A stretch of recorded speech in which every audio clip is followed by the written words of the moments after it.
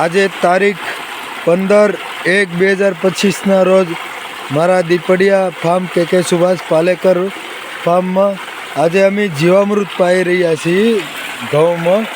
જોઈ શકો છો આ જીવામૃત છે.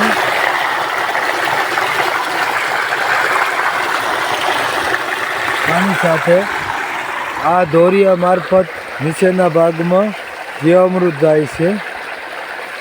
શેરડી પછી પોપિયા પછી ઘઉં આવે છે. આ રીતનો ધોરિયો છે, છૂટું પાણી. આપ જોઈ શકો છો જીવામૃત. છેલ્લા 10 વર્ષથી સુભાષ પાલેકર પદ્ધતિની વિધિ પ્રમાણે અમે ખેતી કરી છે.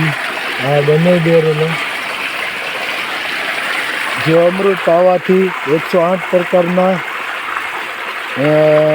ખાતરો, મતલબમાં ઝેરમુક્ત ખાતરો, પૌષ્ટિક જે ખેતીને બેક્ટેરિયાને જે ખોરાક જોવે છે એ જીવામૃત પૂરું પાડે છે.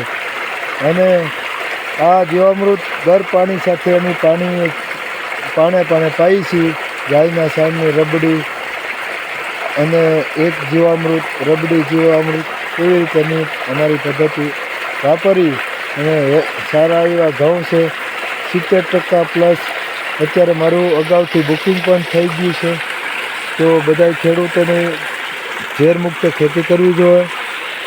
સુભાષ પાલેકરના આયામો વાપરો તો સારામાં સારું ઉત્પાદન આવે છે. ઝેરમુક્ત ખોરાક પકવી તો લોકોને ઝેરમુક્ત ખોરાક આપવાથી પ્રકૃતિનું, ગાય માતાનું બધાયનું સમન્વય થાય છે અને રોગોમાંથી બચી શકીએ.